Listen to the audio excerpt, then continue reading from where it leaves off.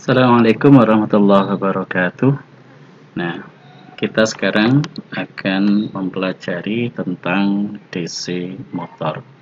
Yang lalu kita sudah mempelajari bagaimana generator. Nah, kali ini kita akan melanjutkan yaitu kepada motor. Oke.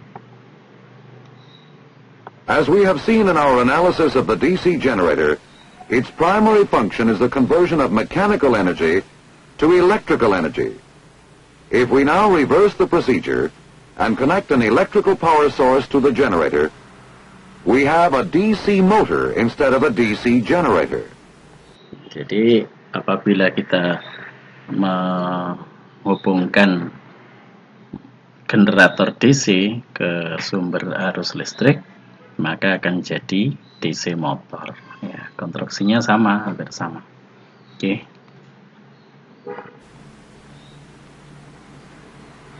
Motor action can be illustrated by attaching a power source to a conductor which is inside a magnetic field.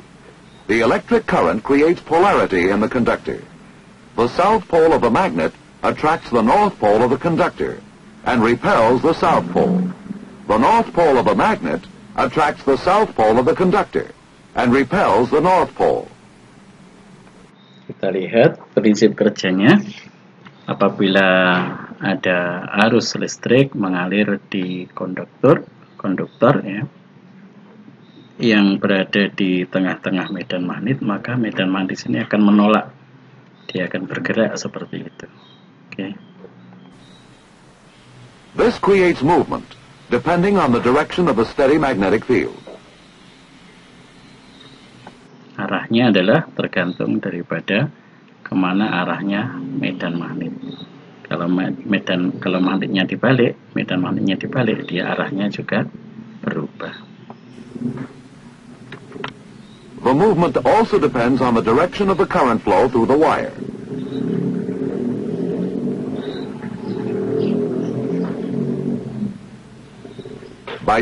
Jadi arah gerakannya juga tergantung kepada arah arusnya juga. Jadi selain arah medan magnetnya juga bergantung kepada arah arus listriknya. Changing the polarity of a battery, the conductor now moves in the opposite direction.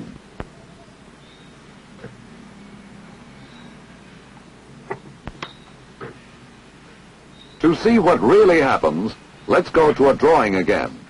Here, a conductor is suspended in a magnetic field. Current flow from a power source creates its own magnetic field in and around the conductor. Jadi dengan dihubungkan dengan sumber listrik, maka dia arusnya akan mengalir. Ini sebenarnya arusnya ke sana, elektron yang mengalir ya sebenarnya ya. Tapi kalau kita sekarang karena salah kaprah ya, jadi positif ke negatif. Sebenarnya arah arus listriknya adalah dari negatif ke positif. Arahnya ini panahnya ke sana. Oke, ini hanya kesepakatan saja. Ya, sebenarnya bisa saja kita panahnya ke sini, arahnya itu dengan menggunakan aturan tangan kanan kalau panahnya ke sini ya. Jadi kalau positifnya di sini ngalir ke sana, pakai aturan tangan kanan. Nah, ini medan magnet yang timbul, ini berputar seperti ini. Nah, ini seperti kalau ini kita genggam, jempol kita itu menuju ke sini. Jempol kita kan di sini. Ini kalau arusnya itu sama dengan jempol kita, maka jari-jari yang lain, ini adalah medan magnet yang ditimbulkan. Bisa seperti itu. Ya, kalau ini kita genggam pakai tangan kanan, jempolnya di sini. Arah jari-jari yang lain ini adalah arah medan magnetnya berputar seperti itu di sekelilingnya ya.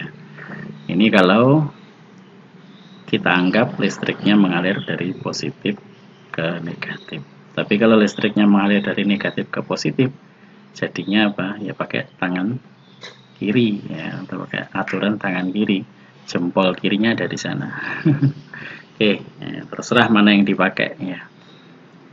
Oke, kalau yang sebenarnya elektron yang bergerak, bukan proton yang bergerak, tapi protonnya diam, elektronnya yang berpindah. Seperti ini sebenarnya.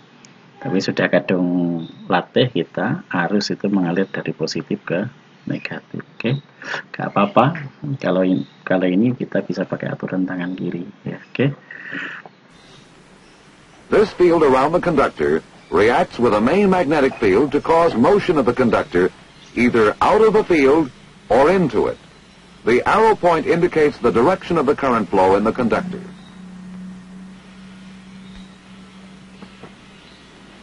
In this case, the flow is toward us. The field of the conductor has the same direction as the main field above the conductor and the opposite direction of the field below the conductor.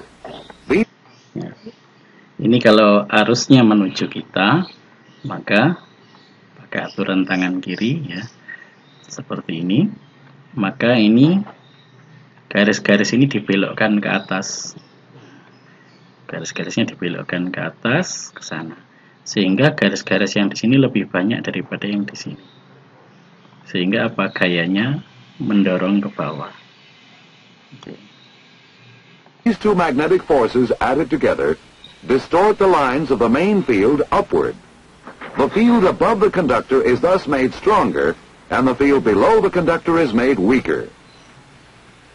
So the conductor moves down.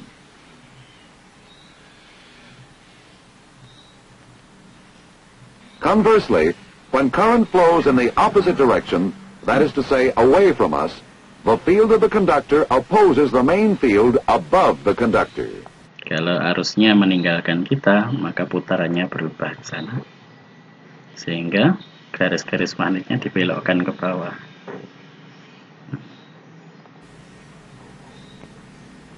This aids the main field below the conductor, distorting the lines down. The field below the conductor is thus made stronger, while the field above the conductor is made relatively weaker. This forces the conductor to move up. Ini kalau yang bawah akhirnya banyak, kuat, yang atas lemah, akhirnya didorong ke atas. Oke? With this basic principle of motor action understood, we can now examine the DC motor. The basic DC motor, like the DC generator, consists of a pair of magnetic poles, an armature made up of a single turn loop, a commutator, and a brush assembly. Jadi bentuknya persis seperti generator DC ya. Kalau motor DC sama generator DC sama. Ada magnetnya, ada medan magnetnya, kemudian ada komutatornya, cincin belah ya. Kemudian ada brushnya di sini, brostel orang ya, sikat arang ya. Oke, di sini sama persis. Oke.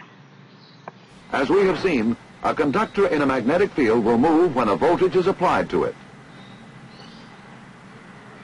Nah, kita lihat di sini.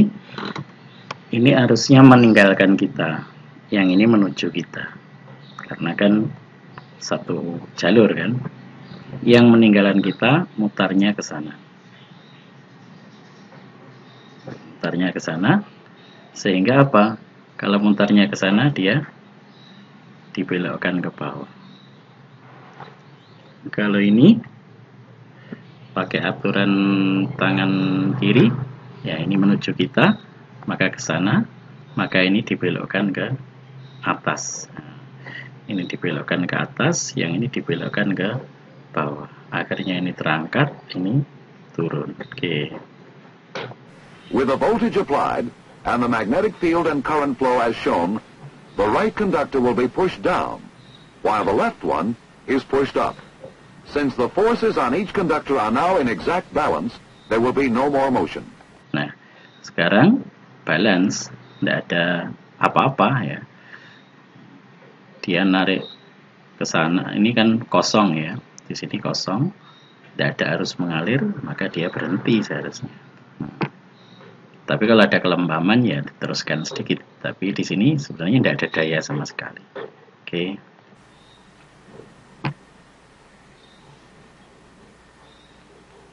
Adding another loop and two commutator segments ensures that at no time will balancing forces cancel each other out. Nah, kalau ditambah lagi loop satu lagi atau kumparan satu lagi seperti ini, maka tidak ada waktu kosong. Yang di sini kosong, yang atas berdiri kosong, yang di sini tarik ke bawah, sini tarik ke atas. Pada waktu ini di atas, gantian yang ini, yang putih ini yang bekerja. Maka dengan menambahkan beberapa loop atau beberapa kumparan, maka motor ini akan bergerak terus. Oke. With this setup, there will be motion at all times.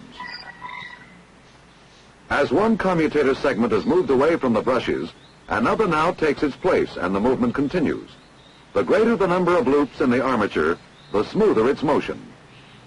Ya, semakin banyak kumparannya, maka akan semakin semut gerakannya, tidak terpatah-patah. Ya.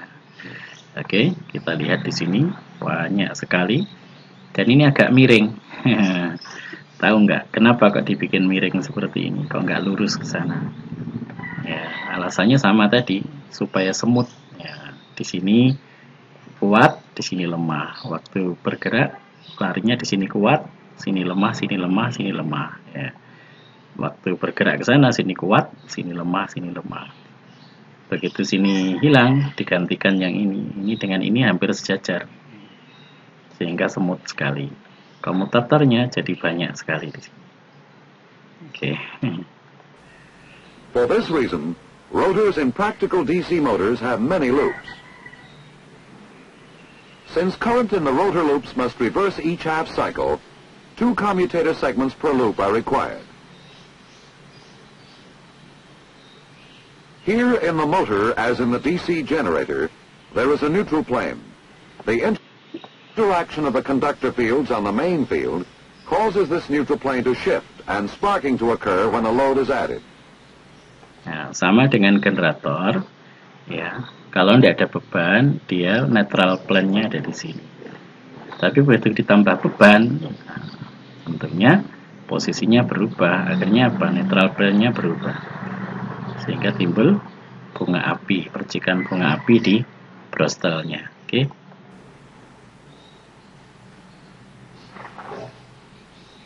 Sparking in DC motors also produces burned commutators and interference in nearby electronic equipment. Jadi, dengan adanya percikan bunga api, selain merusak komutator, ya komutatornya jadi panas, ya, juga berpengaruh kepada alat-alat elektronik seperti ini, radar, akhirnya ada garis-garisnya. Ini apabila ada percikan bunga api tadi. Ini sangat tidak diinginkan, sangat mengganggu. Sparking can be prevented in one of 2 ways. One is by the adjustment of the brush position. The brushes are moved until they lie in the adjusted neutral plane. Nah, dengan memindahkan brostelnya, maka tidak terjadi percikan bunga api. Oke. In the motor, as in the generator, small interpoles between the poles of the main magnets are also used to eliminate the shift of the neutral plane. Oke, sama dengan generator, dengan menambahkan magnet tambahan, ya, kutub tambahan, maka akan These mengembalikan interpole fields tend to oppose the neutral fields created plane. by armature reaction. The neutral plane is moved back toward its correct position. Also aiding are compensating windings, which carry armature current in the opposite direction to the current in the armature conductors. The neutral plane is thus maintained in its proper position.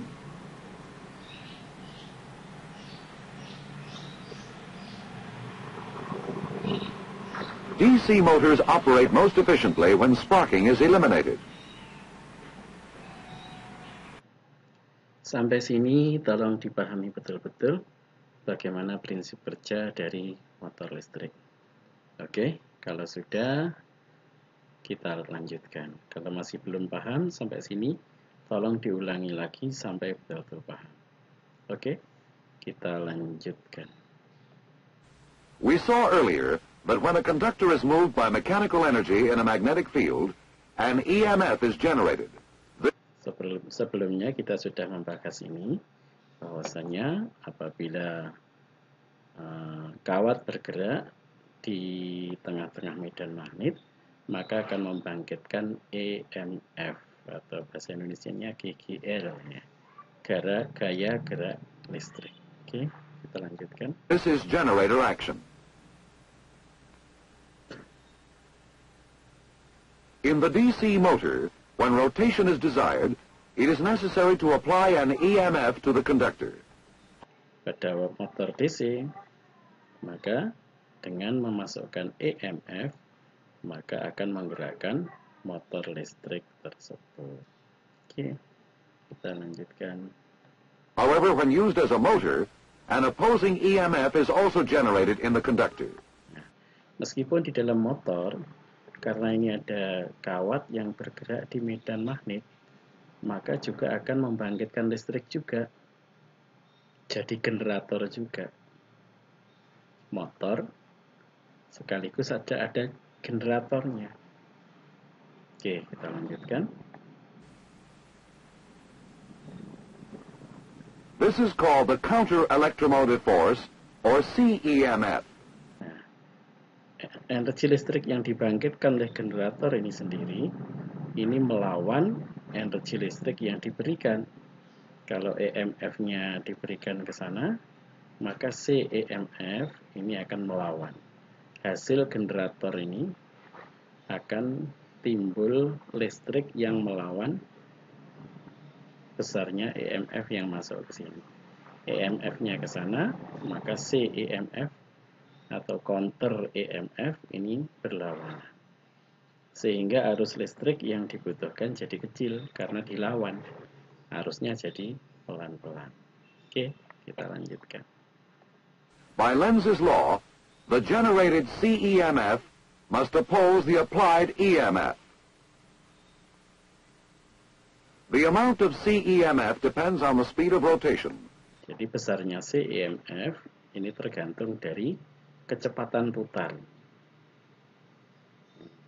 Kalau EMF tergantung daripada ininya, sumber listriknya ini dia berapa besar.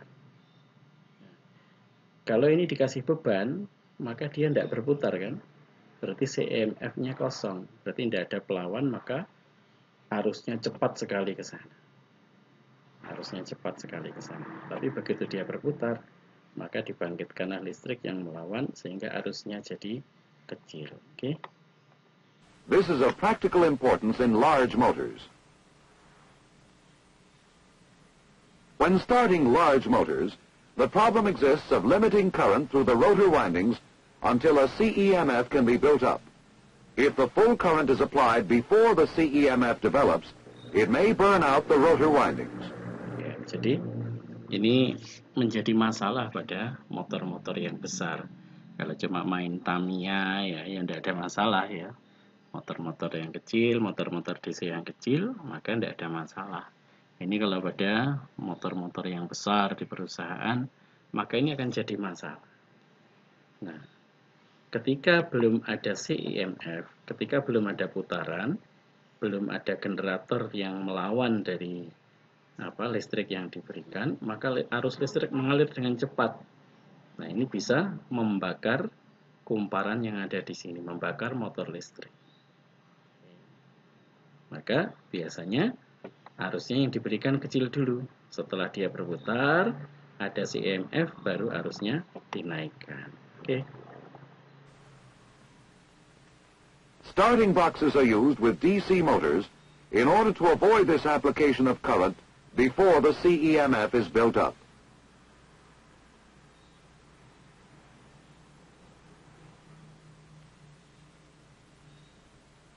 Here is a basic shunt motor with its starting box. Jadi perlu ada starting box, kotak starting, yang mana pertama dikasih resistor yang besar, hambatan yang besar. Sehingga ketika dihidupkan pertama, dia melewati hambatan yang begitu besar di sini. Oke.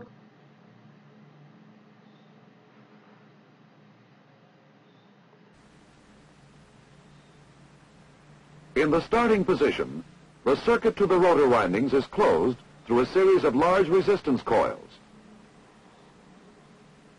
As the lever of the switch is moved, rotor speed and CEMF build up gradually, and the resistance coils are subsequently cut out until running speed has been reached. The lever is held in the fully open position by an electromagnet. Oke, jadi ketika pertama dihidupkan, maka melewati komparan yang panjang sekali, sehingga hambatannya besar, sehingga arus yang mengalir kecil. Begitu putarannya cepat, maka dia semakin naik ke sini, dikurangi hambatannya. Naik lagi ke sini, dikurangi lagi hambatannya. Sampai hambatan sudah tidak digunakan langsung dari baterai atau dari sumber langsung ke motor listrik, ke komutator. Oke, kita lanjutkan. If for any reason the power should fail or the field coil open, the electromagnet becomes de-energized and the lever is returned to the starting position by spring action. Ketika dimatikan, maka ini akan kembali ke titik awal, sehingga ini dikembalikan oleh per, sehingga kembali ke awal sana ketika listriknya tidak ada. Oke. Just as in DC generators, DC motors seldom use permanent magnets for the field. Instead, electromagnets are used. Like with a DC generator, field windings are constructed in several ways. Each type of winding has special characteristics, special values, and specific uses. Oke, sama dengan generator, maka di motor listrik pun juga menggunakan elektromagnet. Magnet di sini bukan magnet permanen, tapi pakai elektromagnet. Nah, ada berbagai macam cara menghubungkan elektromagnet dengan rotornya, sama dengan generator. Ada dengan cara seri, ada dengan cara paralel. Nah, semuanya mempunyai sifat-sifat dan karakteristik yang berlainan. Oke. The series wound motor has good starting torque or turning force. Torque depends on armature current and on field strength. Oke. Kalau dihubungkan dengan seri, maka motor ini punya sifat startingnya lebih bagus. Nah, startingnya lebih bagus. Gayanya lebih kuat yang dihasilkan. Oke.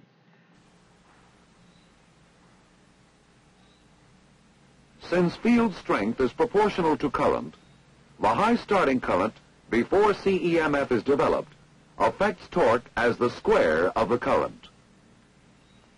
The motor begins to turn, attempting to develop enough CEMF to completely oppose the applied EMF. Oke. Awalnya CEMF belum ada, maka arusnya besar yang masuk. Tapi begitu ini putarannya tinggi, maka ada arus balik yang menghambat EMF yang dimasukkan. Oke. The load prevents this, acting to control the speed of the motor. But if the load is suddenly removed, like in the case of a broken belt, the motor will build up speed, trying to develop more CEMF until it destroys itself. Oke, kalau setelah berputar, maka diberi beban. Nah, ketika bebannya ada, maka dia putarannya jadi berkurang. CEMF-nya berkurang juga. Putarannya cepat, CEMF-nya besar, putarannya berkurang, CEMF-nya berkurang pula. Tapi gimana seandainya bebannya tiba-tiba hilang? Contohnya beltnya putus misalkan. Maka dia akan berputar cepat sekali sehingga CEMF-nya itu begitu besar sehingga dia merusak dirinya sendiri. Oke.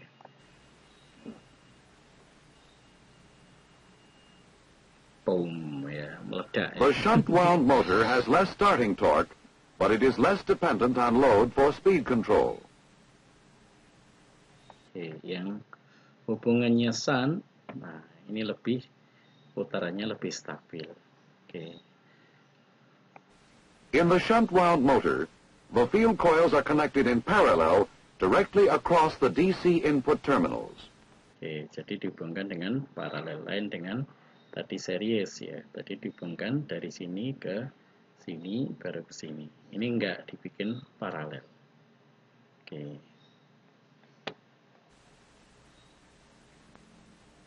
The starting torque is not as great as in the series motor since field strength is not affected by armature current.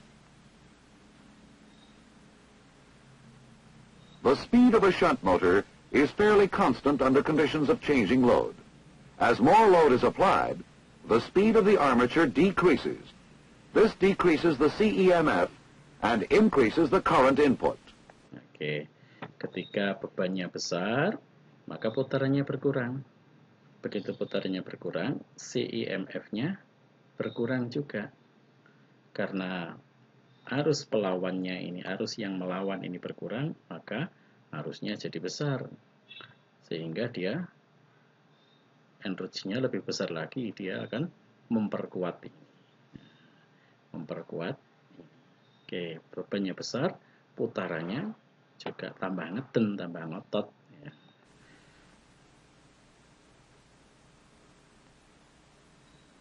The increase in current input boosts the coupling between the field and armature and increases the torque, causing the motor to resume approximate running speed. Oke, jadi begitu putarannya berkurang, CEMF-nya kecil, IMF-nya jadi besar, gayanya jadi tambah besar, akhirnya putarannya kembali cepat lagi. Oke. A sudden reduction in load will not damage the motor because the field current is independent of rotor current in the shunt wound motor. Oke. Jadi ketika bebannya berkurang dengan tiba-tiba, maka dia tambah besar, maka CEMF-nya juga besar. Akhirnya melawan ininya tambah mengecil.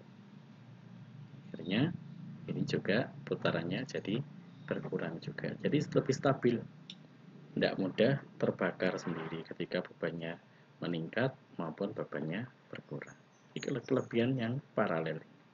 The desirable characteristics of both the series and shunt wound motors can be achieved in the compound wound motor. In order to obtain good starting torque, the series field is used.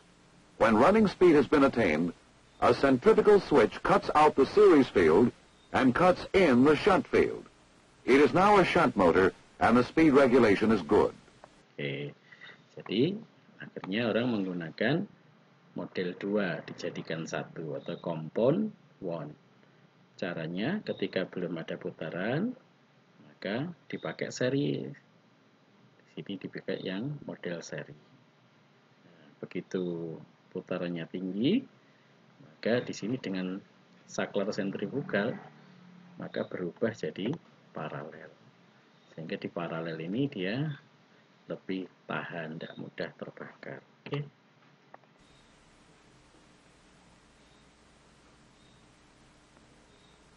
Compounding provides good starting torque and good speed regulation.